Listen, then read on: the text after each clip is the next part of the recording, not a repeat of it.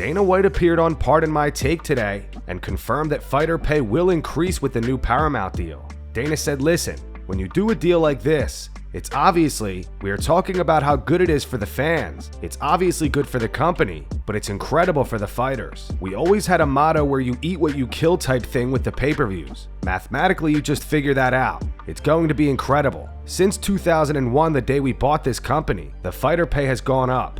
Every new deal that we've done, fighter pay has gone up.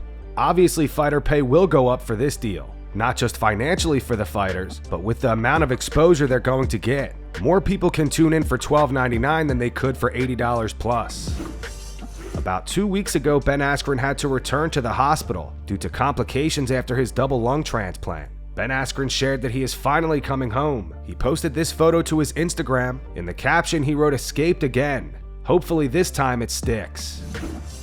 Khamzat Chimaev tries on his custom shorts for the first time. Längden är bra, men vill ha det kortare. Den här öppnar mer, som du gjorde sist. Du kan gå mer upp.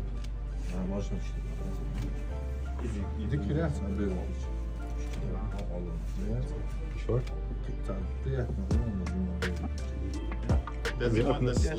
A little bit, yeah.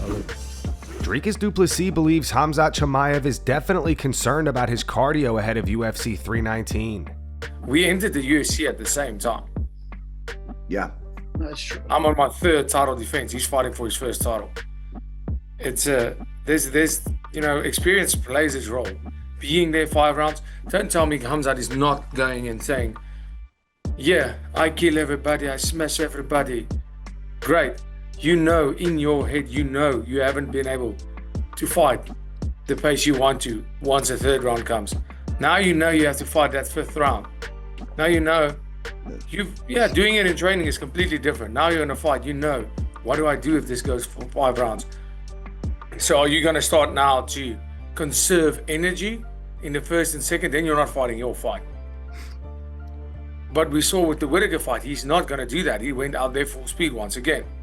So in his mind, he has the doubt. I don't have that doubt because I went in there, went full speed with Strickland the 1st fight and the 2nd fight. 1 decision. The same thing with Adesanya. Got that 4th round finish. I know I can go in there and push the pace for 5 rounds if I have to.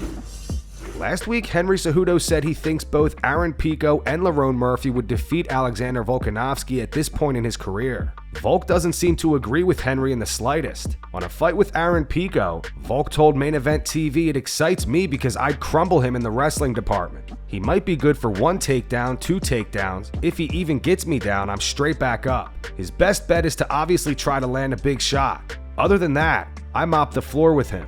I think he's got a tough fight ahead of him this weekend." Lerone Murphy, when it comes down to strategy, game planning, and all that stuff, very safe fighter. If he can get through him and blast through him, all right, now we're talking.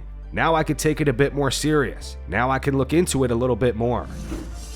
Sean O'Malley says he's targeting a return in either November or December, though there is a chance that he doesn't fight again this year. He also admits that he did ask for a short notice fight against Corey Sandhagen at UFC 318. I don't know when, I don't know where, I don't know who, but I can tell you what I think. If I had to guess, it would be November or December this year. Ideally, I'd fight one more time this year, but it's possible I don't fight again this year. It's actually possible I never fight again. Really? I mean, you just never know. Oh, you don't. You really what if I snap my toe off or something? I was trying to, the co-main event fell out for Max and Dustin. I was like, I'll fight Corey. That was true.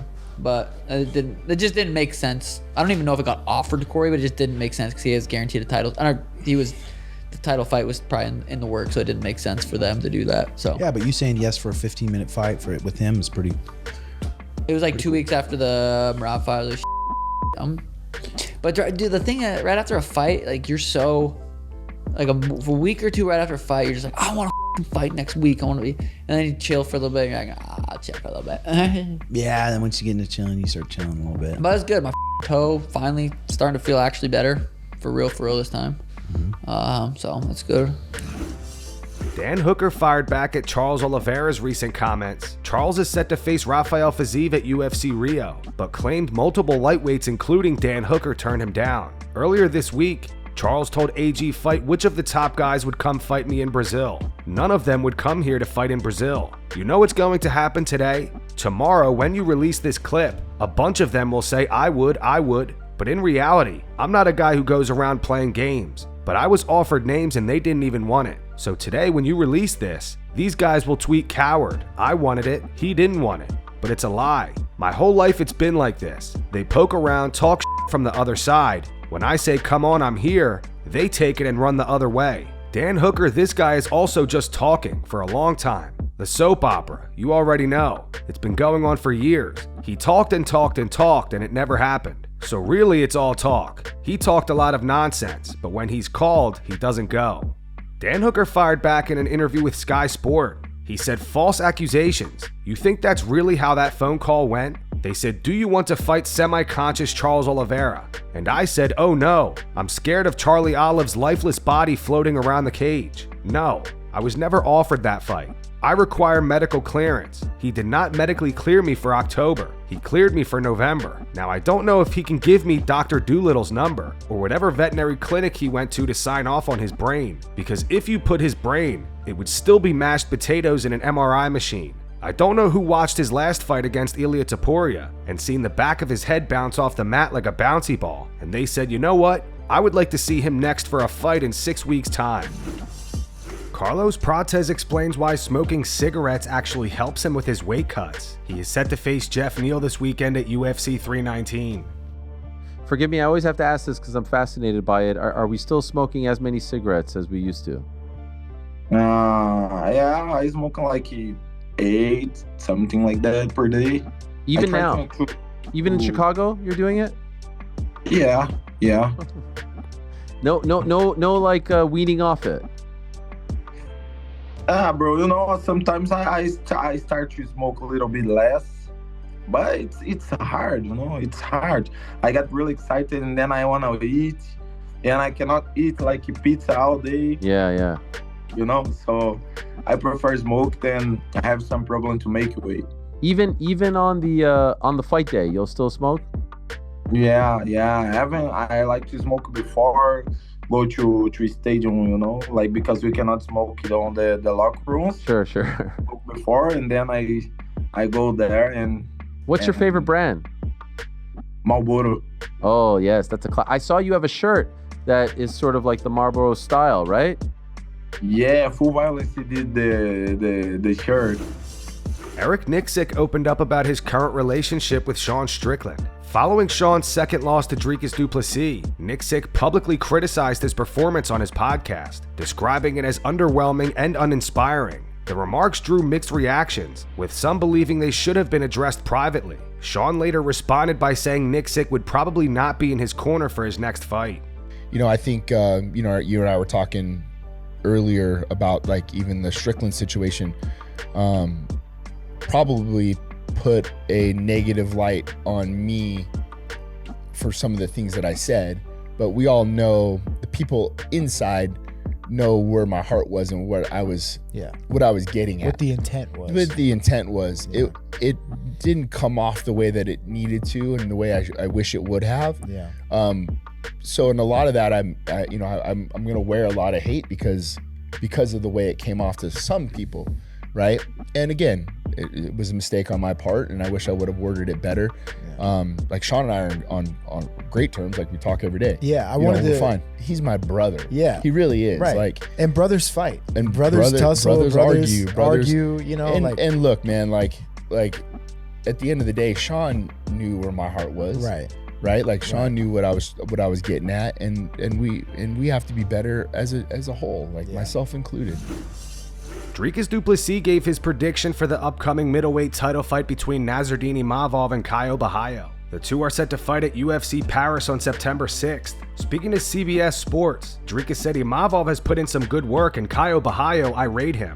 I think he's a really good fighter. I do think Caio Borralho beats Imavov in my opinion. I think he's more all around. Neither one of those fights really gets me excited right now. I'm fighting Khamzat Chimaev Saturday. That's the only thing that gets me excited right now. Dricus also gave his take on Reiner de Ritter. He said, I like Reiner on a personal level, and he was in the organization that I fought in here in South Africa. He's a good guy. He is a good fighter. There's similarities. People think, oh, he's never going to do this. Oh, he looks terrible. He's been proving everybody wrong, and he's doing everything he said he was going to do. So I'm impressed with that. I think he has ways to go still. Robert Whittaker, beating him right now doesn't earn you that title shot. Michael Chandler believes the UFC should give Justin Gaethje the next lightweight title shot against Ilia Topuria. Can you put your Hunter Campbell hat on for us for a moment? How would you map that out, the top of that weight class? The Hunter Campbell hat is way different than my hat. My hat is, man, give the fight to Gaethje. I want to see Gaethje go out there and fight for the title. Wow. That's me. But when it comes to the Hunter Campbell, the matchmaker hat, I mean, you got the Paddy versus Ilia rivalry. I'm still, once again, maybe this is personal slash philosophical, so to speak, but Arman pulling out of that fight the day before with a sore back or whatever he did, you know, I'm not saying he's got to come back and fight 3 fights to get back to the title, but you got the rivalry with Paddy, and you've got Gaethje, who's just been a mainstay in the organization and in the top of the division. I would give it to Gaethje. Charles Oliveira is confident he'll eventually run it back with Max Holloway. The two fought back in 2015, with Max winning via first-round TKO after Charles allegedly injured his esophagus. Max has recently questioned whether the injury was legitimate. He said there's also Oliveira. I heard he was yapping and saying he had an injury when we fought. Last time I checked, when they did a follow-up and they wanted to find out what the injury was, there was no injury report on it. They said he was fine, so I have no idea what the hell he's talking about. In a recent interview with Thunderpick, Oliveira responded saying, "Man, I think everyone wants to see that fight. It's definitely going to happen at some point. Whatever people say doesn't really matter to me. Everybody knows I was injured. I spent 2 days in the hospital. Why would I do that for nothing? That's just part of the game. He's a great fighter. He's the BMF champ, so why not make it happen later on? For now, let's stay focused on this fight, and then we'll see." Charles is currently preparing to face Rafael Fiziev at UFC Rio on October 11th. Khamzat Chimaev wrestles with Daniel Cormier. I'm not ready. Come on. What is this? You big guy now? Huh? You big guy now? Oh. He's going to do hey, let me see. Oh. What? Holy hey, this guy, man. My bad, dog. Holy shit. What the was that? Okay, the first time I let somebody pick me up like that. What was that? God damn, boy, you feel strong. What do you weigh? You ready to go, huh? Can't. Even I got some rest going, brother.